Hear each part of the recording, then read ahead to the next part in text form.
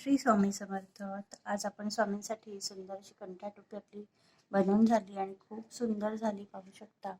तर इथे मला खूप इच्छा होती की साईडला जी अशी गोंडे असतात तशा प्रकारची मी बऱ्याच वेळा बघितली आणि हा छोटासा प्रयत्न स्वामींनी अगदी यशस्वीपणे करून घेतला.